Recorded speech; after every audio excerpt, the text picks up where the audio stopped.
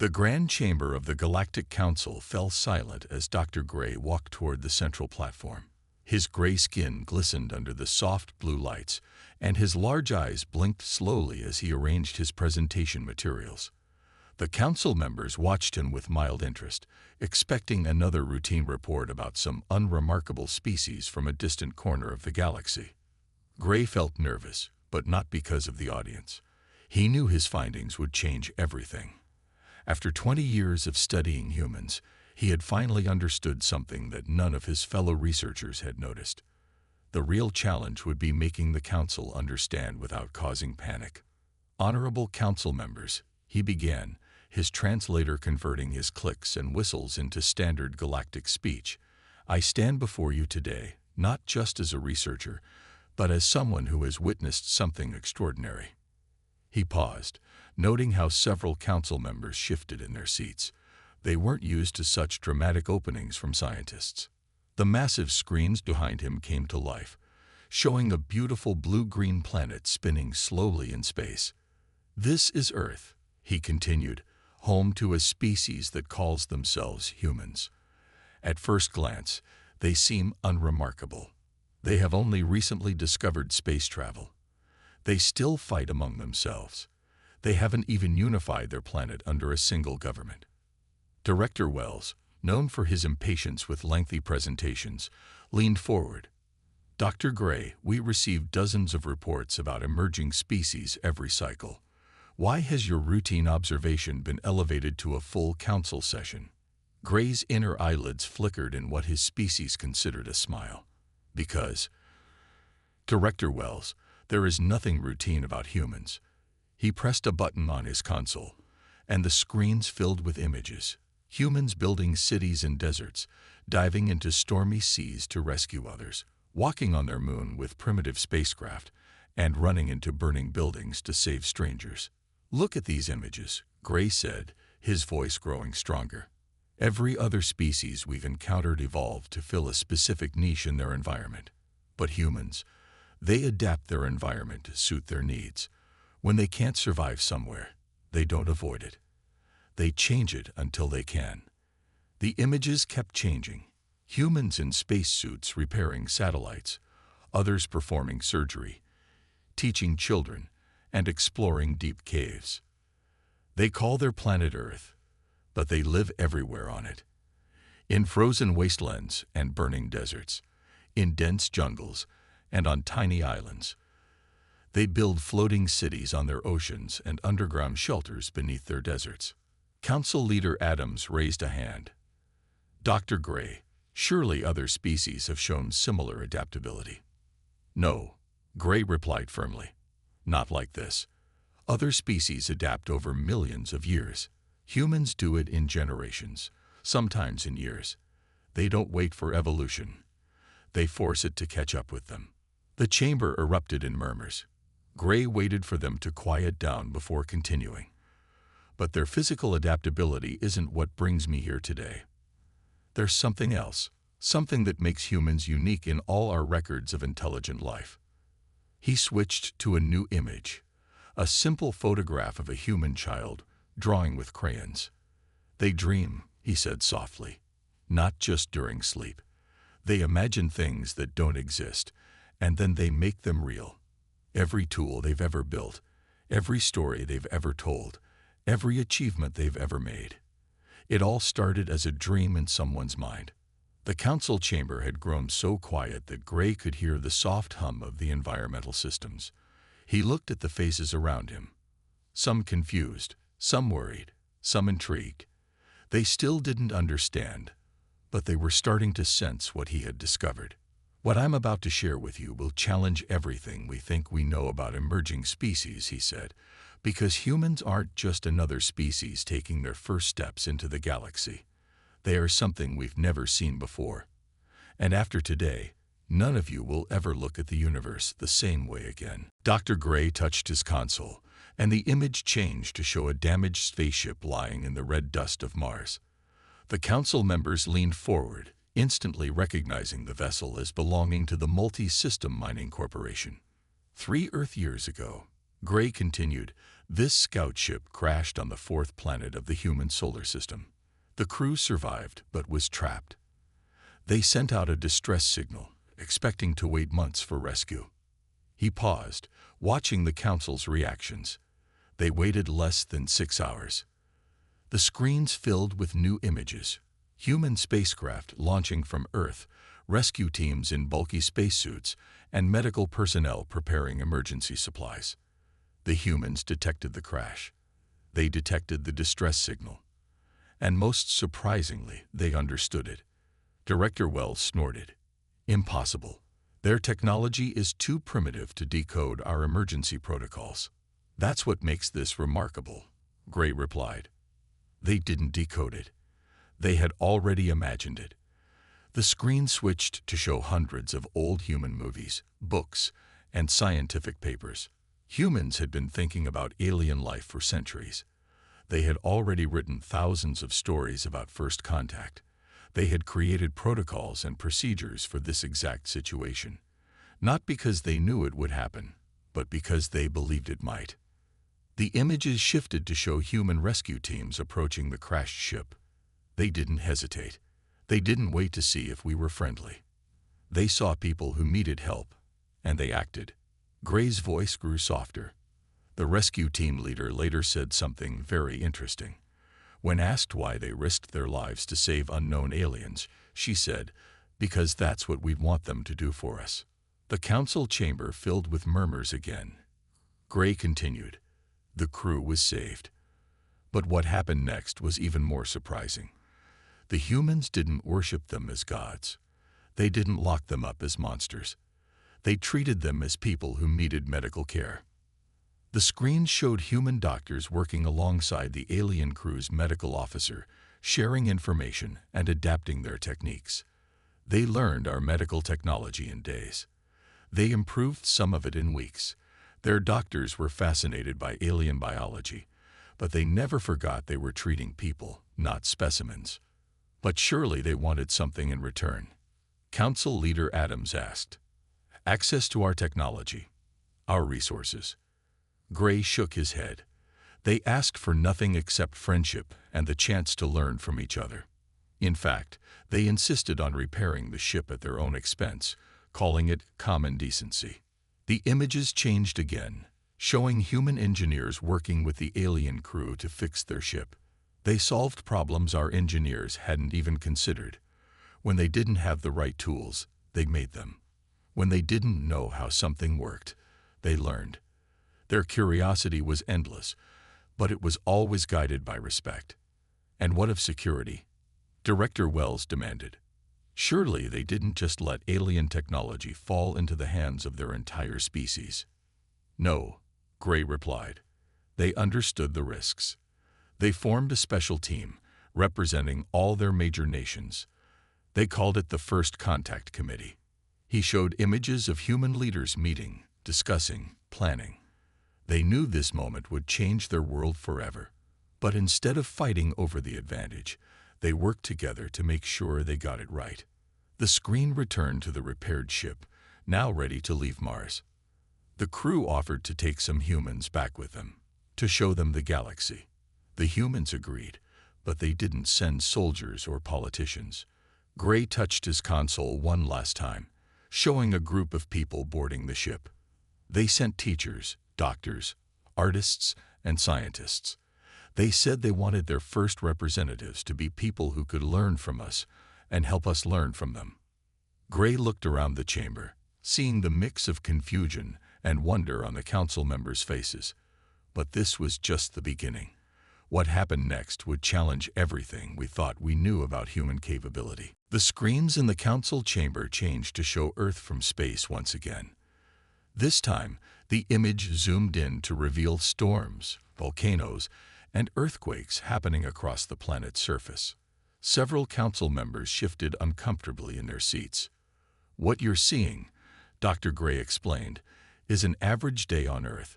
Most species in our records evolved on worlds with stable conditions, steady temperatures, predictable weather, minimal geological activity. He pointed to a massive hurricane spinning across an ocean. Humans call this a normal weather pattern. Director Wells leaned forward, his scales reflecting the light. You mean they live in these conditions, voluntarily? They do more than live in them, Gray replied. They thrive in them. Earth experiences temperature swings that would kill most species, from burning deserts to frozen wastelands, often in the same region during different seasons. Yet humans adapted to all of them. The screen showed humans skiing down snowy mountains, then surfing on giant waves, then climbing active volcanoes. Most species avoid dangerous areas. Humans explore them. They climb their highest mountains just to see what's there. They dive into their deepest oceans because they're curious. They don't see obstacles. They see challenges. Gray touched his console, and the image changed to show Earth's gravity readings. Many council members gasped. Yes, he said. Their gravity is 1.3 times the galactic average for inhabited worlds. Their bodies evolved to be incredibly strong just to walk around. What we would consider weight training, they consider normal movement. The screens filled with images of Earth's wildlife. And then there are the other inhabitants of their world.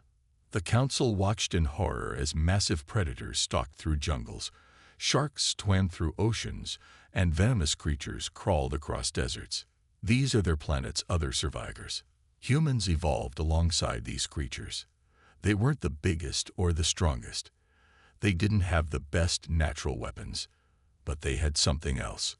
Gray showed ancient cave paintings, then stone tools, then modern cities. They had the ability to learn, to adapt, to create. When they weren't strong enough, they made tools. When they weren't fast enough, they made vehicles. When the weather was too harsh, they built shelters. Every challenge their world threw at them, they overcame. But surely this harsh environment made them aggressive. Council Leader Adams asked. Violent. That's what's fascinating, Gray replied. Instead of making them more aggressive, these conditions forced them to work together. They learned that cooperation was the key to survival. A single human might die in a snowstorm, but a group could build a shelter. One person couldn't bring down a large prey animal, but a team could hunt successfully. The images showed humans working together, building homes, farming fields, constructing cities. They turned their world's harshness into an advantage. The same conditions that should have killed them made them stronger, more resilient, more innovative. Gray pulled up data charts showing human adaptation rates. Most species take millions of years to adapt to new conditions. Humans, they simply refuse to wait. They build machines to survive in space. They create suits to explore ocean depths. They make tools to climb frozen mountains. They don't adapt to their environment. They adapt their environment to themselves. The chamber was silent as Gray showed final images of human cities thriving in every climate. Underwater research stations, desert solar farms, mountain observatories, and floating ocean cities. This is why humans are different, he said quietly. Their harsh world didn't break them. It taught them that nothing is impossible. Where other species see limits, humans see possibilities. Where we see danger, they see opportunity. He looked around at the stunned faces of the council members. But their physical adaptability isn't even the most remarkable thing about them. To understand what truly makes humans unique, we need to look at how they handle conflict. And that, he added, his inner eyelids flickering with concern, is where things get truly interesting. The screens in the council chamber darkened, then filled with images of human warfare throughout history. Dr. Gray's voice became more serious as he continued his presentation. Most species, he began, evolve past warfare as they advance. They learn to solve problems without fighting. Humans took a different path. They didn't stop fighting. They got better at it. But they also did something unexpected. They turned warfare into an art, with rules, limits, and most surprisingly, mercy. The council members watched as images of human battles played across the screens. Humans created something they call rules of war. At first, this made no sense to me. War is chaos. How can chaos have rules? Gray paused, letting the question hang in the air. But humans found a way. They decided that even in their darkest moments, they would hold onto their humanity. Director Wells snorted. Rules in warfare? That's nonsense. Either you fight to win, or you don't fight at all. That's what makes humans different, Gray replied. They can do both. Look at this. The screen showed soldiers helping wounded enemies, protecting civilians, sharing food with prisoners. They can fight with incredible force, but they choose when to hold back. They call it proportional response, the idea that you shouldn't use more force than necessary. The images shifted to show human peacekeeping forces. They created special armies that don't fight at all. Their job is to stand between enemies and protect the peace. They risk their lives not to take life, but to save it. Council Leader Adams leaned forward. But surely this makes them weak. How can they win battles if they're worried about being nice to their enemies? Gray's inner eyelids flickered. That's the most fascinating part. These rules don't make them weaker. They make them stronger. Because they don't fight just with weapons. They fight with ideas. The screen showed peace treaties being signed, former enemies working together, rebuilt cities rising from ruins. When humans win a war, they don't destroy their enemies. They help rebuild their cities. They share food and medicine. They turn enemies into friends. Gray touched his console, bringing up more images. In their history, some of their closest allies were once their bitter enemies. They call it winning the peace. The council chamber filled with murmurs as Gray continued. But there's something even more remarkable about human warfare, something that sets them apart from every other species we've studied. The screen showed human war memorials, museums, and peace monuments. They remember their wars, not to celebrate them, but to learn from them. They build monuments not to victory, but to peace. They teach their children about war's horrors so they'll work harder for peace. This makes no sense. Director Wells protested. Why remember something you want to avoid? Because humans understand something we don't, Gray replied. They know that forgetting war's cost makes it more likely to happen again. So they remember. They grieve. They honor those who died on all sides. And most importantly, they learn. The screen showed modern human cities, with people from different cultures living and working together. Look at them now. They still have conflicts, yes, but they've learned to handle most of them without fighting. They debate. They negotiate. They compromise. And when they must fight, they fight with one eye on the peace that will follow. Gray's voice grew softer. But there's something else you need to understand about human warfare, something that should both terrify and inspire us. He looked around the chamber, making eye contact with each council member. Humans don't just fight for territory or resources. They fight for ideas, for freedom, for justice, for the right to choose their own path. And when humans fight for their ideals, he paused, his large eyes blinking slowly.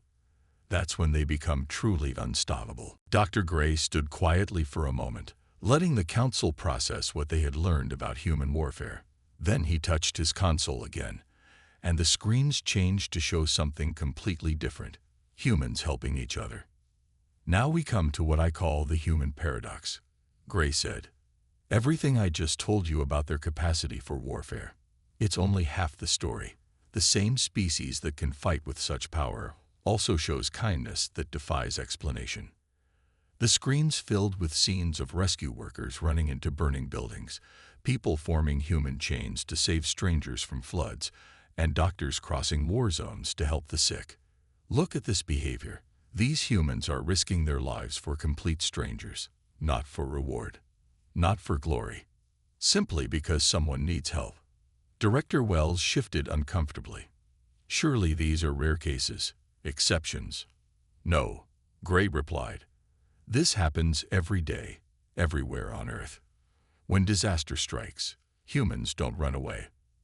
They run toward it. The screens showed more images, people sharing food during famines, building shelters after earthquakes, sailing into storms to save others. They have a saying, look for the helpers. In every disaster, every tragedy, every dark moment in their history, humans help each other. Even when they have nothing, they share. Even when they're in danger, they stop to help others. Council Leader Adams raised a hand. But how does this fit with their warfare capabilities? How can the same species be so aggressive yet so compassionate? Gray's inner eyelids flickered rapidly, the equivalent of a smile. That's exactly what makes humans unique. They contain these contradictions within themselves, and they make them work. The screen showed soldiers protecting civilians, enemy medics treating each other's wounded, and former enemies working together to rebuild. Most species are one thing or the other, aggressive or peaceful, competitive or cooperative.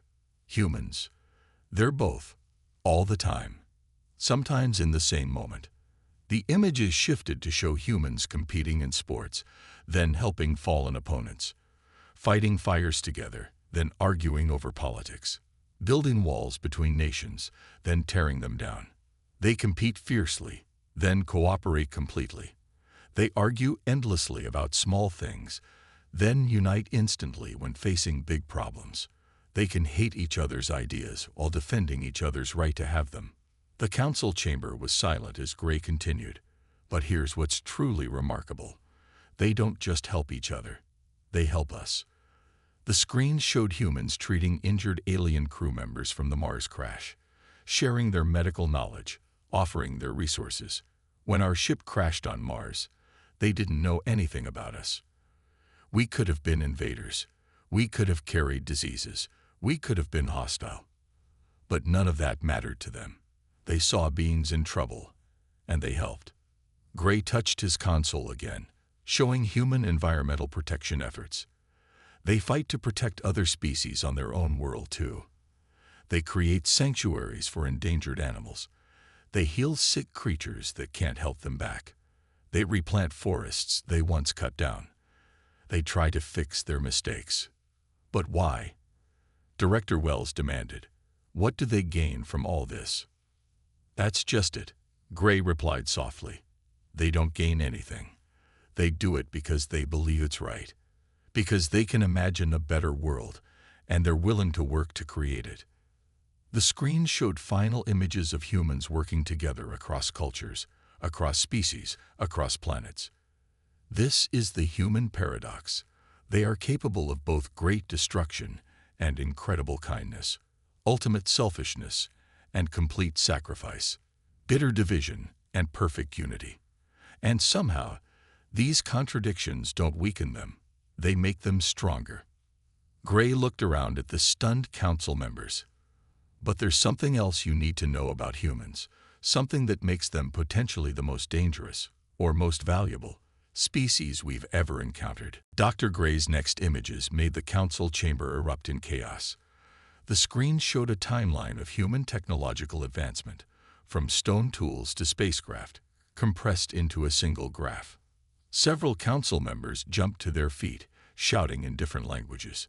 This cannot be correct. Director Wells bellowed over the noise. No species develops this quickly. It's impossible. Gray waited for the noise to die down. The data is correct, he said quietly. What you're seeing is humanity's technological progress over the past few thousand years. Pay special attention to the last 200 years. The graph zoomed in on the recent period, showing an almost vertical line of advancement. Most species take 50,000 years to progress from basic tools to spaceflight. Humans did it in less than 10,000. And in the last 200 years, they've advanced more than most species do in 20,000. They must have had help, Council Leader Adams insisted. Outside influence, hidden technology, something. No, Gray replied. They did this on their own. They went from their first powered flight to landing on their moon in just 66 years. From basic computers to worldwide networks in 50 years. From simple phones to powerful pocket computers in 20 years. The screen showed the rapid evolution of human technology. Cars replacing horses, planes replacing ships, computers replacing paper, robots helping in factories. They don't just improve things, they completely reinvent them. Then they improve the improvements. Then they find entirely new ways to solve the same problems. One council member stood up. This makes them extremely dangerous. We should contain them now. Before what? Gray interrupted. Before they surpass us. That's not the real question we should be asking. He touched his console, and the screen showed human scientific facilities, particle accelerators, fusion research centers, quantum computers. Look at how they advance, Gray continued. Other species develop technology in a straight line. They solve one problem, then move to the next. Humans? They work on everything at once. They have teams trying to cure diseases while others explore space. They study tiny atoms while building massive computers. They look for new energy sources while trying to fix their planet's climate. The screen shifted to show humans teaching each other, sharing discoveries, building on each other's work. And they don't keep their knowledge secret. They share it. They teach it to their children. They translate it into every language. They give away their discoveries to help others. Director Wells slammed his hand on his desk. This is exactly why they're dangerous. They have no control, no patience, no proper respect for the natural order of development. Or perhaps, Gray said calmly, they show us that our idea of natural order is wrong. We advance slowly because we believe we must. Humans advance quickly because no one told them they couldn't. The screens showed human medical breakthroughs, environmental protection efforts, and peace initiatives. Yes, they make mistakes. Yes, they sometimes move too fast. But they also learn from their errors. They try to fix what they break. They work to solve problems they created. And what happens? Council Leader Adams asked quietly, when they surpass our technology. What then? Gray's inner eyelids flickered. That's not the real question, he said. The real question is, what happens if we try to stop them? Because humans have one more characteristic you need to understand, something that makes them truly unique in the galaxy. The council chamber grew silent as Gray prepared to reveal his final discovery. You see, there's something about humans that we've never seen before, something that makes them different from every other species we've ever studied. And once you understand this last thing, he paused, looking around the chamber, you'll realize why we can't contain them, and why we shouldn't want to. The council chamber was completely silent as Dr. Gray prepared to share his final revelation.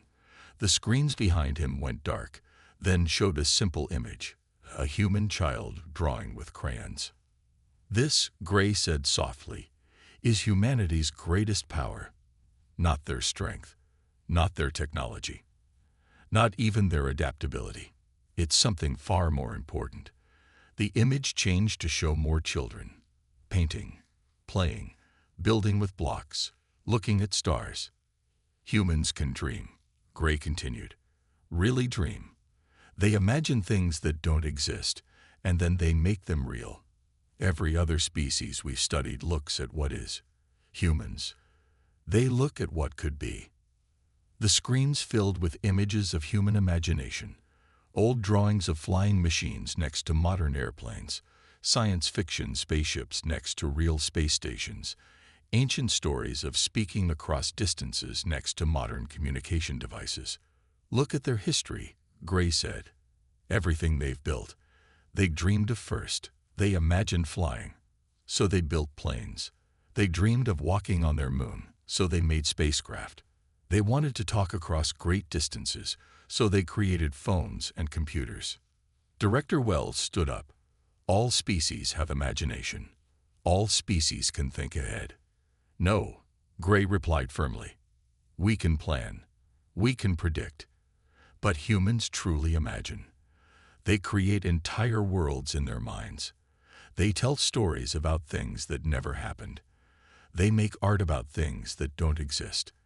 And then, this is the crucial part, they try to make their dreams real. The screen showed human fiction becoming reality. Submarines, robots, tablets, virtual reality, medical scanners. They wrote stories about all these things before they existed. They drew pictures. They made up rules for how they would work. And then they built them. Council leader Adams leaned forward. But surely this makes them dangerous. A species that acts on dreams instead of facts. They do both, Gray explained. They dream of better futures, but they use science to get there. They imagine solutions, then test them. They're not just dreamers, they're builders. They make their dreams real through hard work and careful testing. The screen showed humans working together, scientists in labs, engineers in workshops, artists in studios, teachers in classrooms. And they teach their children to dream too. They tell them that anything is possible. They encourage them to imagine new things, new ways, new solutions. That's why they advance so quickly, Gray continued. They're not limited by what is. They're driven by what could be. When they see a problem, they don't just look for existing solutions. They imagine new ones. The council chamber was silent as Gray showed final images. Humans helping aliens after the Mars crash, sharing their medical knowledge, learning from alien cultures, teaching their own knowledge. This is why we can't contain them, Gray said.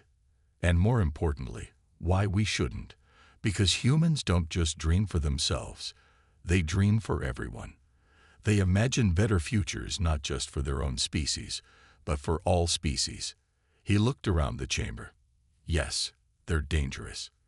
Yes, they're unpredictable. Yes, they break patterns and ignore limits and rush forward too quickly sometimes. But they also cure diseases, solve problems, and find new ways to do things that we thought impossible. The screen showed one final image. The Earth at night, its cities glowing like stars. So what can be said of humans? Gray asked softly. They are dreamers who make their dreams real. Warriors who fight for peace. Competitors who stop to help their rivals. They are contradictions that somehow work together. They are possibility made real. Gray straightened to his full height. We have two choices. We can try to contain them, to hold them back, to make them fit our patterns. Or we can work with them, learn from them, and dream with them. Because that's the most important thing about humans. They teach others how to dream too. He looked at each council member in turn. The question isn't what can be said of humans. The question is, what will we become when we learn to dream like they do?